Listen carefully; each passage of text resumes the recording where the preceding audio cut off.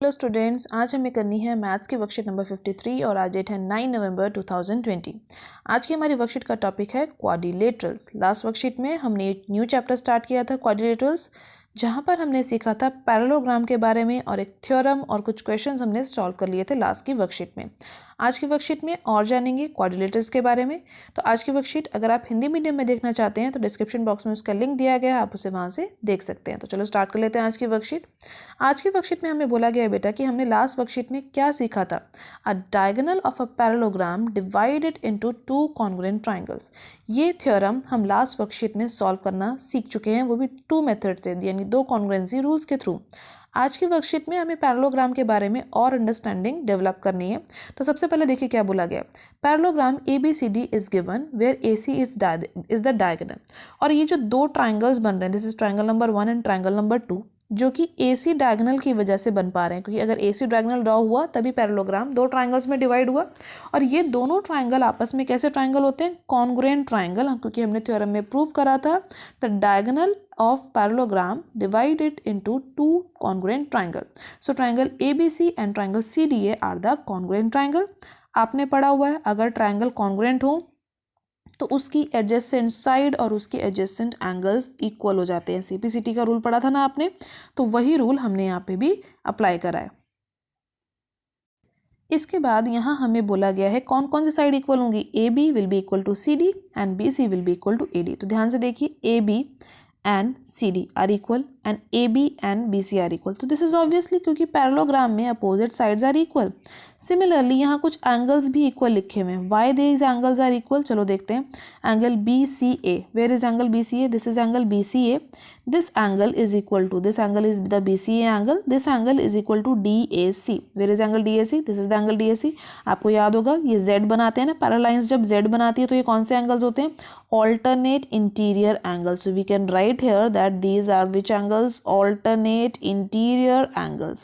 तो इसीलिए ये इक्वल है क्योंकि पैरेलल लाइंस के बीच में बन रहे हैं। And similarly CAB, where is angle CAB? Diagram देखिए ध्यान से, CAB, this is the CAB angle. ये एंगल जो है this is equal to angle ACD। अब ये दोनों एंगल भी क्यों इक्वल हैं? Because these angles are also alternate interior angle. Now next pair of angles are these angles, this angle that is angle CDA and this angle is ABC। एक parallelogram में opposite angle मतलब ये cross की तरफ बनने वाले angle, अगर एक इस तरफ का एंगल है तो क्रॉसली इसकी दूसरी साइड पे कौन सा एंगल होगा? That angle is called opposite angles of a parallelogram. Parallelogram में ये वाले एंगल्स भी इक्वल होते हैं, it means this angle will be equal to this angle. So pair of angles कौन से इक्वल हुए, साइड कौन सी इक्वल हुई पैरेललोग्राम में, आपको क्लियर हो गया होगा। इसके बाद कुछ और इंपॉर्टेंट पॉइंट्स है जो आज की वर्कशीट में हमें सीखने हैं, जो हमें क्वेश्चंस को करने में बहुत हेल्प करेंगे। तो सबसे पहला इंपॉर्टेंट पॉइंट देखिए यहाँ पर क्या बोला गया है, that in a quadrilateral if opposite side are equal then it is a parallelogram. Now एक बहुत इंपॉर्टेंट स्टेटमेंट है जो आप बहुत सारे क्वेश्चंस को सॉल्व करते समय इस्तेमाल करेंगे कि अगर किसी भी क्वाड्रिलेटरल में, in any quadrilateral, if it is a parallelogram, rectangle, square, rhombus और even any kind of quadrilateral is given to you, तो अगर किसी क्वाड्रिलेटरल में अपोजिट साइड इक्वल हैं, पहले से इक्वल हैं, तो वो क्वाड्रिलेटरल क्या कहलाएगा? पैरेललोग्राम कहलाएगा। It means if in a quadrilateral PQ is equal to RS, it means अगर PQ RS के इक्वल हो जाए और QR साइड PS के इक्वल हो जाए तो इस क्वाड्रिलेटरल को हम क्या बोलेंगे? इस क्वाड्रिलेटरल को हम नेम दे देंगे पैरेललोग्राम का। ठीक है बेटा। इसके बाद देखिए सेकेंड इंपॉर्टेंट प्रॉपर्टी आपको क्या दे रखी है। आपको बोला गया है सेकेंड इंपॉर्टेंट प्रॉपर्टी में that in a quadrilateral if opposite angle are equal then it is a parallelogram. Second property ये कहती है कि अगर किसी भी क्वाड्रिलेटरल के अंदर उसके अपोजिट एंगल इक्वल हो जाते हैं तो भी वो पैरेललोग्राम है। इट मीन्स अब की बार अगर ये कोई क्वाड्रिलेटरल है और इसके ये अपोजिट एंगल्स इक्वल हैं, they are equal in measure, it means अगर ये 60 डिग्री है और ये भी 60 डिग्री है, और अगर कोई और एंगल जैसे हम यहाँ पे लेते हैं, suppose this is 120 degree and this is also 120 degree, तो ये क्वाड्रिलेटरल क्या कहलाएगा? This quadrilateral is called a parallelogram.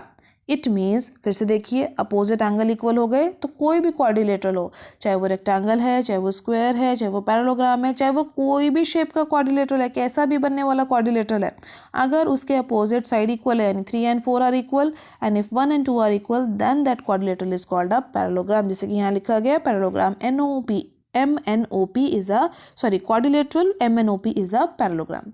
इसके बाद हम स्टार्ट करते हैं प्रैक्टिस क्वेश्चंस। प्रैक्टिस क्वेश्चन देखिए क्या है, आज की वर्कशीट तो बहुत इजी थी। Fill in the blanks with the correct answer. आपसे बोला गया this is the shape that is EFGH is the parallelogram. आपसे बोला जा रहा है अगर triangle EFG, this is triangle EFH अगर एक ट्राइंगल है तो वो ट्राइंगल किसके कॉन्ग्रुएंट होगा? This is the EFH triangle. EFH, this is the EFH triangle, ये किसके कॉन्ग्रुएंट होगा? तो अभी आपने पढ़ा था कि पैरेललोग्राम में जो डायगोनल है वो इसको 2 कॉन्ग्रुएंट ट्राइंगल में डिवाइड कर देता है। तो डायगोनल जो था वो था FH। अगर यहाँ से मैंने नेमिंग करी थी E से स्टार्ट और मैं F पर आई थी, तो यहाँ से मैं नेमिंग किससे स्टार्ट करूँगी? E के अपोजिट कौन सा पॉइंट है? G पॉइंट है। E से मैं F की तरफ आई थी, यानी एक इस वाले एंगल के टाइप की तरफ, तो G से मैं कहाँ जाऊँगी? H की तरफ जाऊँगी, तो कौन सा ट्राइंगल के कॉन्ग्रुएंट हो जाएगा? ट्राइंगल GHF के। This will B congruent because हमने पढ़ा हुआ है कि पैरेललोग्राम में जो डायगोनल है वो 2 कॉन्ग्रुएंट ट्राइंगल में डिवाइड कर देता है पैरेललोग्राम को। तो ट्राइंगल का नाम हमने जान लिया। इसके बाद बताना है हमें EF किसके इक्वल होगा, तो ऑब्वियसली ये साइड किसके इक्वल होगी? EF will be equal to GH because opposite side of parallelogram are equal. Very easy. Next देखिए क्या बोला हुआ है? HEF. Where is our H angle? HEF. Diagram में ध्यान से देखिए HEF. This is the triangle angle HEF. ये एंगल किसके इक्वल होगा? क्योंकि ये पैरेललोग्राम का एंगल है और इसके सामने वाला एंगल कौन सा है? ये वाला angle. So this is the opposite angle. तो हमने अभी पढ़ा था opposite angle of a parallelogram equal. So अगर हमारे पास एंगल है HEF, then it must be equal to FGH। Very easy, क्योंकि opposite angle are equal. Next question देखिए क्या बोला गया आपको? EFG एंगल किसके इक्वल होगा? तो डायग्राम में देखिए कहाँ पर है?